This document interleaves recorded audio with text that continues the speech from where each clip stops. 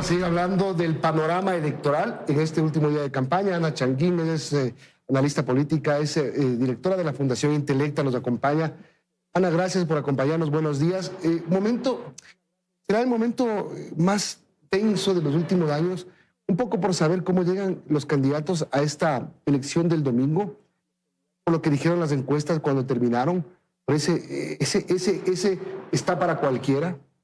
Milton, buen día y muchísimas gracias por la invitación. Definitivamente este domingo 13 de abril los ecuatorianos nos vamos a enfrentar a una decisión bastante compleja y yo creo que entre dos vertientes polarizadas adicionalmente.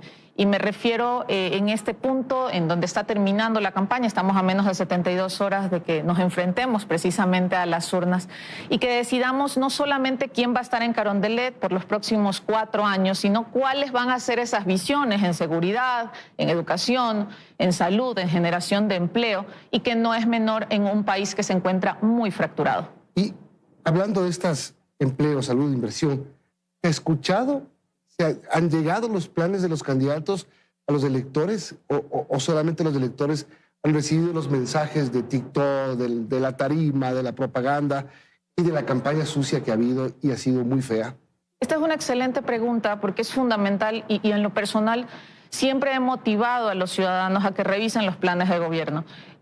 Justamente ayer y revisando un poco cuáles son estas propuestas en concreto, cuál es el qué, el cómo, el cuándo, que debería constar en los planes y esto no necesariamente es así. Daniel Noboa tiene un plan de gobierno de 63 páginas, Luisa González uno de 91, con enfoques diferentes, sí tienen las mismas temáticas, por supuesto, se incluye seguridad, empleo, salud, pocas cosas sobre la democracia, pocas cosas sobre la institucionalización, la necesaria reinstitucionalización inclusive que necesita nuestro país, pero sin pistas claras sobre cómo se realizarían estos cambios que deben ser, por supuesto, este gran recurso que los ecuatorianos deberían analizar para ir seguros con convicción el 13 de abril. Ahora, los candidatos han apuntado, según su criterio, correctamente al electorado, porque lo que parecería es que ellos les hablan a sus simpatizantes, les hablan a sus barras, hasta para la campaña sucia los mensajes por WhatsApp llegan a sus simpatizantes, es decir, es como que quieren reafirmar su voto, el que tuvieron en primera vuelta, y no buscar los que están sueltos. Bueno, es un escenario, sí, pero es un escenario complicado. Recordemos que tuvimos una primera vuelta con sabor a segunda. La diferencia fue, me parece que fueron cerca de 16.000 votos los que separaron el primero del segundo lugar. Sí quedan votos de 14 candidatos que no lograron llegar al balotaje y me refiero a 1.2 millones de votos, que este es un nicho importante al que deberían haberse dirigido durante estos días, durante la campaña, y cerca del 6.8% correspondiente a los votos nulos, porcentaje que adicional, y nada más para la gente que nos está mirando, es relativamente estable en los últimos años, con excepción de la segunda vuelta en el 2021, en donde alcanzó un pico histórico de 16.2% el voto nulo, recuerden ustedes. Así que seguramente el voto nulo y este 1.2 millones de votos que sobraba de los candidatos, de los 14 candidatos que no pasaron a la segunda vuelta, tienen que haberse convertido en ese público objetivo. ¿Con qué? Yo creo que en este punto, y de cara a lo que vamos a decir el domingo, se va a valorar muchísimo cuál es esa capacidad y la efectividad que pueden tener los candidatos de llevar a cabo una agenda clara y de cumplir las promesas que están haciendo en este momento. Por supuesto, el presidente Noboa, en el marco de la continuidad de su gestión, en el marco de lo que él ya ha venido haciendo y él promete seguir haciendo y potenciando, en el marco de Luisa González con una agenda que promete justicia social, con una agenda que se muestra inclusiva, una agenda que promete inclusive generar un gobierno o un gabinete de unidad como lo hemos visto en los últimos días. Así que son dos visiones diferentes, ambos inclusive con algunos contratiempos. La campaña de Daniel Noboa, no hay que olvidar que tuvo el contratiempo de del fracaso de la concesión del Campo Sacha, también ha tenido el tema de las inundaciones en los últimos días, inclusive, bueno, la lamentable tasa de homicidio que nosotros vivimos y que tenemos ahí un récord desagradable que es el primero en América Latina. Por su lado, Luisa González ha tenido que enfrentar el tema de los chats de Augusto Verduga, ha tenido que enfrentar la sombra de que ella no sería la persona que va a gobernar y en esto se ha enfocado muchísimo en desmentirlo. Y así también declaraciones, por ejemplo, lo del Ecuador, que también se lo dio en un medio de comunicación y que han tenido que pasar muchísimo tiempo desmintiendo esto o refiriéndose a situaciones que no necesariamente son el centro y el meollo de sus campañas. Los estrategas políticos decían al final de la primera vuelta va a ganar el que cometa menos errores. Pero si es que es por eso, los dos pierden, porque se han dedicado a cometer errores. Ahora, lo del voto nulo y blanco, que me parece importante, tú mencionabas, lo del 2021, aquí tengo el dato, 1.930.000 votos más o menos de voto nulo y blanco, récord histórico en el rechazo, porque creo que esto es un rechazo. Recordemos que ahí hizo una campaña Yacu Pérez, entonces un poco se atribuía a que ese porcentaje tenía que ver con esa campaña por el voto nulo que había hecho Yacu Pérez en ese momento. Ahora, ¿qué decir a la gente? A ver, el voto nulo y el voto blanco están dentro de la ley, es decir, nadie puede cuestionar si es que yo quiero votar en blanco. Nadie me puede decir por qué votas en blanco, porque es absolutamente legal y es una opción, está presentada en la ley.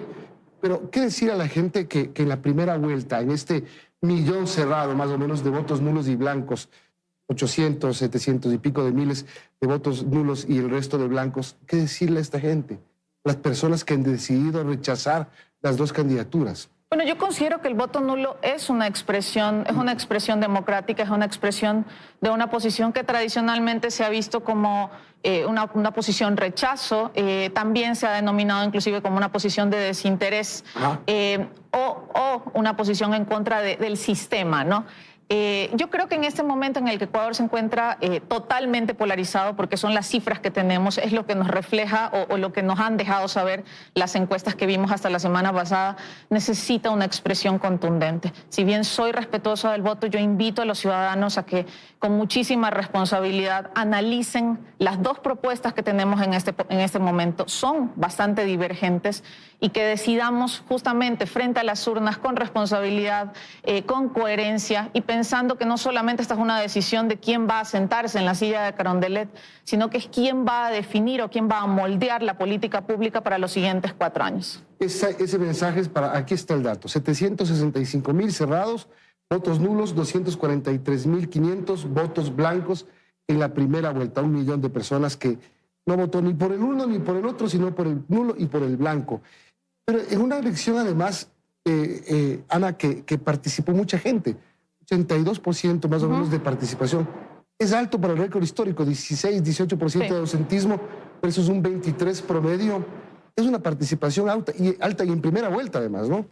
Sí, y repito, aquí un poco la dificultad a la que se están enfrentando los candidatos. A veces podríamos decir la dificultad, pero por otro lado y visto desde otra perspectiva, inclusive podría ser tener un panorama más claro, ¿no?